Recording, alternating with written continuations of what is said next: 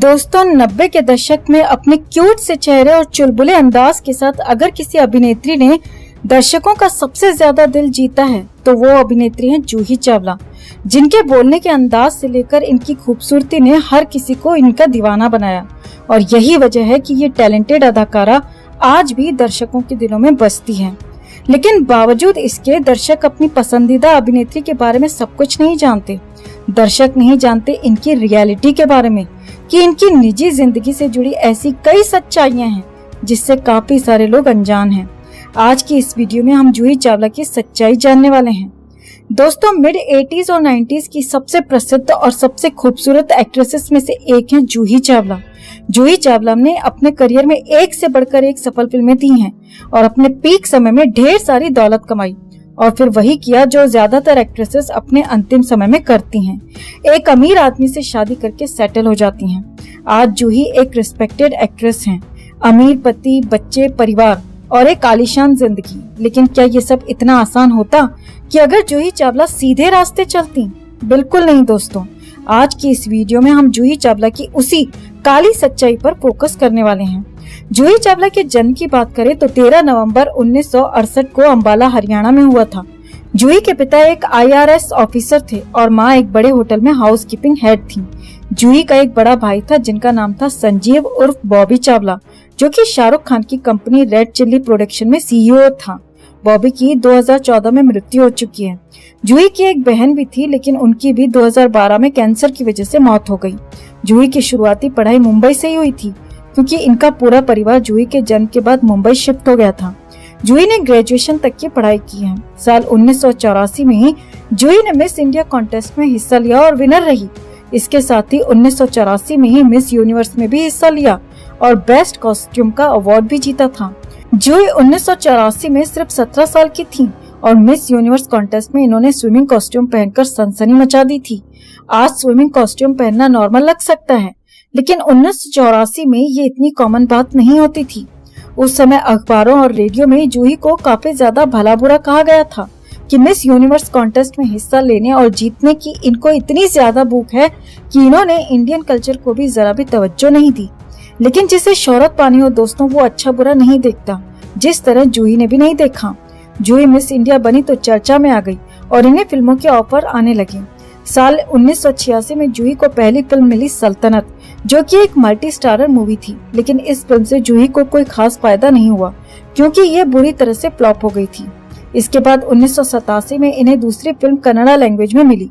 Film का नाम था प्रियमा लोका। ये एक सफल फिल्म थी, लेकिन जूही को इससे भी कोई खास फायदा नहीं हुआ, क्योंकि फिल्म की सक्सेस का सारा क्रेडिट जो मेल लीड एक्टर थे R रविचंद्रन वो ले गए। साल 1986 जूही के लिए टर्निंग पॉइंट साबित हुआ। इस साल जूही को आमिर खान के साथ कयामत से कयामत तक फिल्म मिली। वैसे तो ये एक सक्सेसफुल फिल्म थी, लेकिन जूही की चर्चा एक्टिंग की वजह से कम हुई और आमिर खान के साथ किस सीन जो दिया था उसकी वजह से चर्चा में ज्यादा आ गई। इस किस सीन की वजह से भी जूही को काफी आलोचनाओं का सामना करना पड़ा था और इन्हें काफी ज्यादा लोगों की गालियां पड़ी, क्योंकि इस दौर में किस सीन देना या कोई अश्लील सीन देना बहुत कम फिल्मों में होता था और जिन फिल्मों में इस तरह के सीन्स होते थे उनकी हमेशा चर्चा होती थी। कयामत से कयामत तक के बाद जूही का बॉलीवुड करियर दौड़ने लगा था। जूही का सबसे पहले नाम जुड़ा था गोविंदा के साथ। साल 1989 में जूही और गोविंदा ने फिल्म स्वर्ग में काम किया, तो यहीं से इनके अफेयर की खबरें शुरू हो गयी। गोविंदा और जूही का अफेयर 1 से 1.5 साल तक चला। गोविंदा के बाद जूही का अफेयर ऋषि कपूर के साथ भी काफी चर्चा में रहा था। हालांकि ऋषि कपूर जूही से काफी सीनियर थे और उम्र में भी बड़े थे, लेकिन बॉलीवुड में एक खासियत है कि ये सभी कलाकार सभी लोगों को एक समान नजरों से देखते हैं। भले मानुष होते हैं, किसी भी तरह का कोई भेदभाव नहीं करते। जूही ने शुरू से ही अपने आप को काफी एडवांस्ड रखा और फिल्मों में करियर बनाने के लिए किसिंग सीन से लेकर सीनियर एक्टर्स तक से कोचिंग ली थी। ऋषि कपूर के अलावा जूही और मिथुन चक्रवर्ती की नजदीकियां भी एक समय काफी चर्चा में होती थी। जूही एक एक्ट्रेस के रूप में काफी अच्छी एक्टिंग करती थी, लेकिन तेजी से सक्सेस पाने की चाह शॉर्टकट लगवाती है। 1994-95 तक एक बड़ी एक्ट्रेस के रूप में फेमस हो चुकी थी जूही चावला और कई सफल फिल्में भी दे चुकी थी। साल 1995 जूही के करियर का पीक टाइम था। वो लगातार फिल्में कर रही थी और बहुत अच्छी फिल्में कर रही थी। उनका नाम उस समय जैकी श्रॉफ के साथ भी जोड़ा जा रहा था।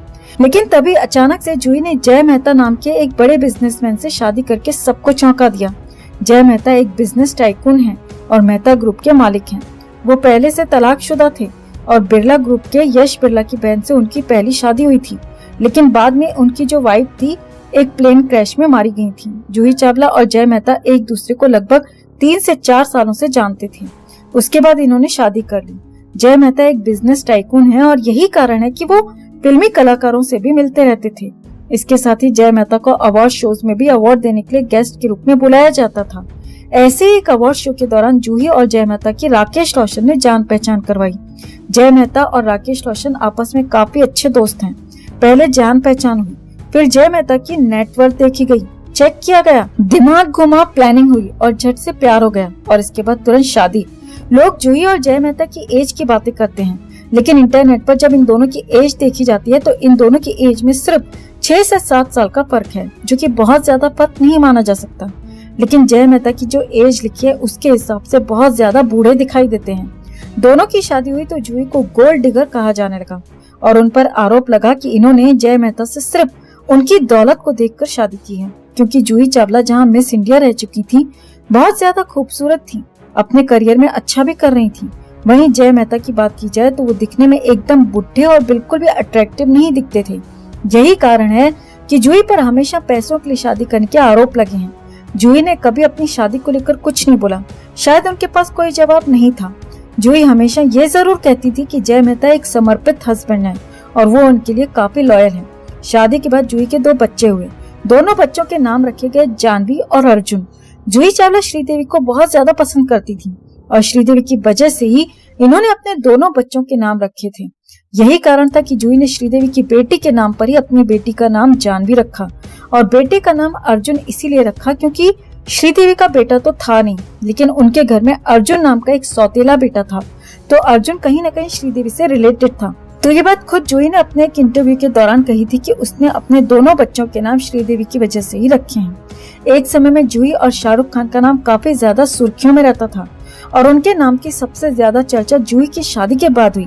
हालांकि दोस्ती पहले से ही थी, पहले से ही ये दोनों एक साथ फिल्मों में काम किया करते थे। साल 2000 में शाहरुख और जूही ने एक प्रोडक्शन कंपनी खोली।